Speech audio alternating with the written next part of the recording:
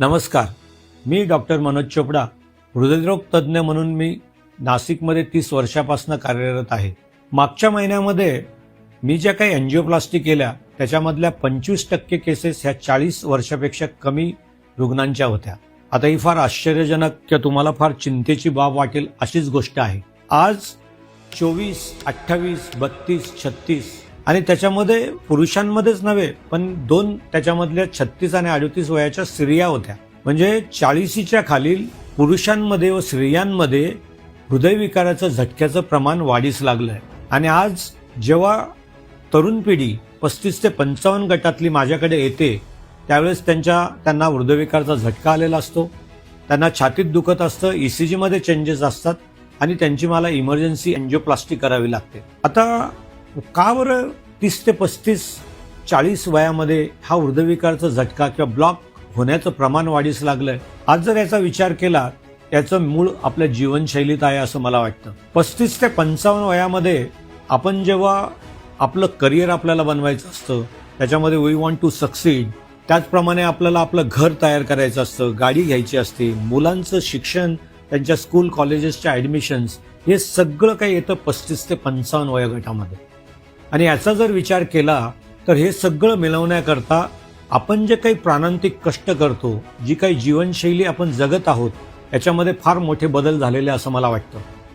खाण्यापिण्याच्या बदललेल्या पद्धती, आपण कोणाबरोबर खातो, काय खातो, केव्हा खातो, कसं खातो, ह्या सर्व गोष्टी महत्त्वाच्या ठरतात.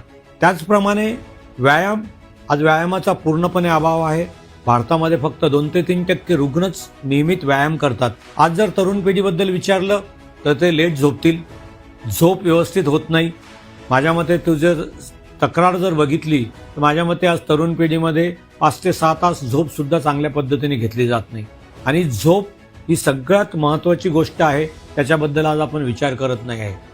कोविडमध्ये आपण बघितलं की कोविड झाला की शरीरामध्ये दाह वाढायचा, त्याच्यामध्ये तुमच्या शरीरात फुफ्फुसामध्ये पहिल्या 2 वेव्हमध्ये गुठळ्या तयार झाल्या, 3ऱ्या वेव्हमध्ये पक्षवाताचा झटका, हृदयविकाराचा झटका जास्त प्रमाणात आढळून आला. तर हे जे काही ब्लॉक्स, हे जे काही गुठळी तयार होतात आणि त्याच्यामुळे आज तरुण पिढीमध्ये इन्फ्लेमेशन वाढीस लागलंय, कारण की जीवनशैली बदलली आहे. आणि ही जीवनशैली बदलण्याकरता आज तरुण पिढीने लक्ष देणं फार गरजेचं आहे. त्याच्यामध्ये खाण्यापिण्यातील बदल, सफेद रंगांपासून दूर राहा, वेगवेगळ्या रंगांचा वापर आपल्या जेवणात करा, 45 ते 50 मिनिटाचा रोज व्यायाम करा. त्याच्यामध्ये कार्डिओ सगळ्यात महत्त्वाचं आहे, म्हणजेच वॉकिंग, रनिंग, सायकलिंग, स्विमिंग हे आपण नियमित करणं गरजेचं आहे. झोप माझी व्यवस्थित आहे का नाही याच्याकडे लक्ष द्या. आणि सगळ्यात महत्त्वाचं, आपली जी काही रिलेशनशिप आहे, आपलं जो काही कुटुंब, आपला मित्रपरिवार, आपले जे काही सहकारी आहे, त्यांच्याबरोबरचे संबंध कसे सुधारता येतील. आणि सगळ्यात महत्त्वाचं आहे फायनान्शियल मॅनेजमेंट आणि टाईम मॅनेजमेंट. फायनान्सेस, आज आपलं इन्कम कमी आणि खर्च जास्त, कारण की या सगळ्या गोष्टींकरता लागणारा खर्च वाढीस लागला आहे. त्याचबरोबरीने टाईम, वेळच मिळत नाही, ही कंप्लेंट सगळेजण माझ्याकडे येऊन करतात.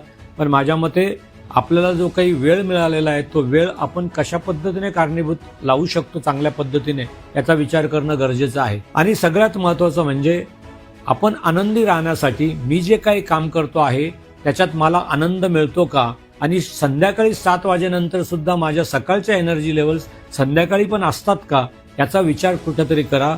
आणि अनिल कपूर नेहमी म्हणतो की बी पॉझिटिव्ह यार. तर माझ्या मते पॉझिटिव्ह राहा आणि ह्या आजारांपासून दूर राहण्याकरता ह्या गोष्टींचा विचार करून त्याच्यात बदल घडवून आणा की जेणेकरून तुमचं आरोग्य चांगलं राहील. आणि हा व्हिडिओ तुम्ही तुमच्या तरुण मित्रांमध्ये जरूर पोहोचवा, कारण की मी जो काही हे आजार 35 ते 55 गटामध्ये बघतो आहे त्याच्यापासून मी दूर कसा राहू शकतो याचं एक मेसेज आपण समाजामध्ये पोहोचवणं गरजेचं आहे. धन्यवाद.